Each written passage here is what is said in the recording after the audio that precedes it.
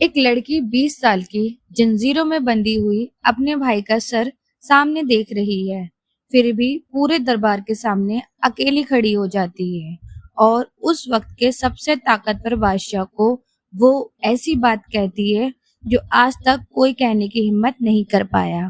ان کا نام تھا زینب۔ یہ ویڈیو پوری دیکھنا، کیونکہ جو بات وہ کہتی ہیں وہ آج بھی اتنی ہی سچ ہے جتنی 1400 سال پہلے تھی۔ السلام علیکم ورحمۃ اللہ وبرکاتہ۔ ایک سوال پوچھتی ہوں، کمنٹ میں جواب ضرور دینا۔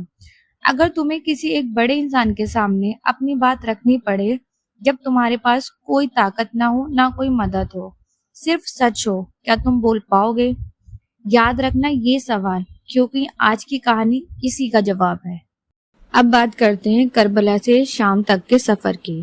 10 محرم 61 ہجری کربلا کی تپتی ہوئی زمین پر امام حسین اور ان کے 72 ساتھی شہید کر دیے گئے۔ اس کے بعد جو ہوا وہ شاید کربلا جتنا ہی دردناک تھا۔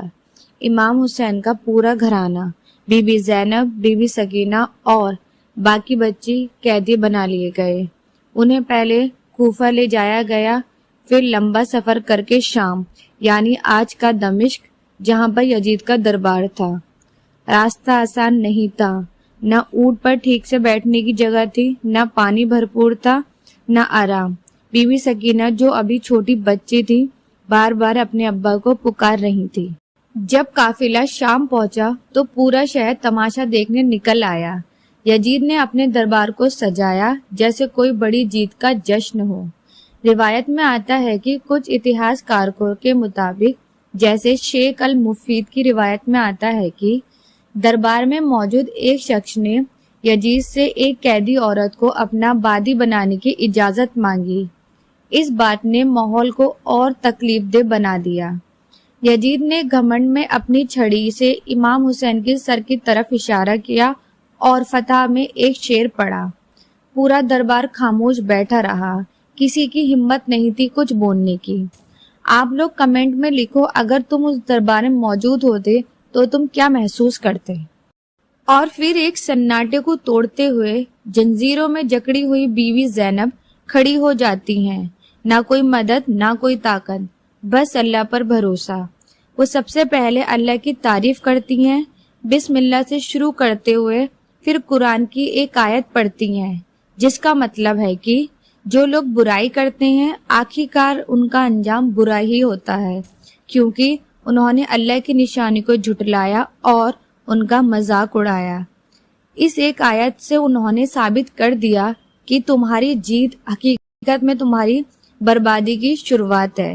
اب آتا ہے خطبے کا مین امپورٹنٹ حصہ۔ پھر وہ سیدھا یزید کی طرف مڑتی ہیں۔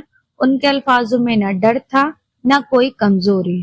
انہوں نے پوچھا، کیا تم سمجھتے ہو کہ ہمیں قیدی بنا کر زمین کے ایک کونے سے دوسرے کونے تک گھمانا یہ تمہاری عزت بڑھاتا ہے اور ہمیں چھوٹا کرتا ہے؟ اور تم سوچتے ہو اللہ کی نظر میں تم بڑے ہو گئے اس لیے یہ سب ہوا؟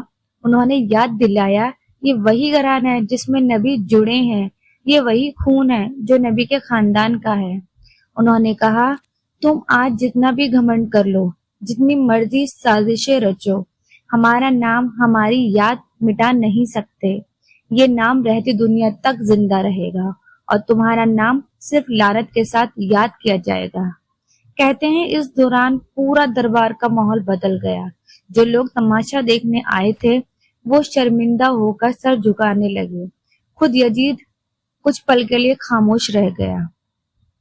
اتہاسکار بتاتے ہیں کہ اس خطبے کا اثر اس دربار تک نہیں رکا۔ جب بی بی زینب اور گھر کی باتیں شام کے عام لوگوں تک پہنچی تو جنتا کا رخ دھیرے دھیرے یزید کے خلاف ہونے لگا۔ جو جشن منانے کی تیاری تھی وہ شرمندگی میں بدل گئی۔ یہی وجہ ہے کہ اتہاسکار اس خطبے کو کربلا کے مقصد کا سب سے بڑا پیغام پہنچانے والا ذریعہ مانتے ہیں۔ تلوار جو نہیں کر سکی وہ ایک قیدی عورت نے کر دکھایا، اور اس کے الفاظوں میں، ایک پل کے لیے رکو اور سوچو، زینب کے پاس کچھ نہیں تھا، نہ فوج، نہ دولت، نہ آزادی، صرف سچ تھا اور اللہ پر بھروسہ۔ تمہاری زندگی میں بھی ایسے پل آتے ہوں گے جب تمہارے پاس حالات کے آگے کچھ نہیں ہوتا ہوگا، کمنٹ میں لکھو ایسے وقت تم کیا کرتے ہو یا کیا سہارا لیتے ہو۔ اس پوری کہانی کے 3 بڑے سبق ملتے ہیں۔ پہلا، حق کی آواز کبھی کمزور نہیں ہوتی، چاہے بولنے والے کے پاس طاقت ہو یا نہ ہو۔ دوسرا، ظلم کرنے والے بھلے ہی آج جیتا ہوا دکھے، تاریخیں ہمیشہ مظلوم کو یاد رکھتی ہیں۔ تیسرا، صبر اور ہمت ساتھ ساتھ چل سکتے ہیں۔ زینب نہ ٹوٹی نہ خاموش رہی، یہی اصل صبر ہے۔ ایک ضروری بات، یہ واقعہ تاریخ کی مستند کتابوں سے لیا گیا ہے، جیسے بلاغات النساء اور کتاب الارشاد سے۔ یہ صحیح بخاری یا صحیح مسلم کی حدیث نہیں ہے، بلکہ تاریخ یعنی ہسٹری کی روایت ہے، جو صدیوں سے مسلم سمودائے کی نقل ہوتی آئی ہے۔ صحیح جانکاری دینا میرے لیے ضروری ہے، اس لیے یہ بات میں آپ کو بتا رہی ہوں۔ جزاک اللہ۔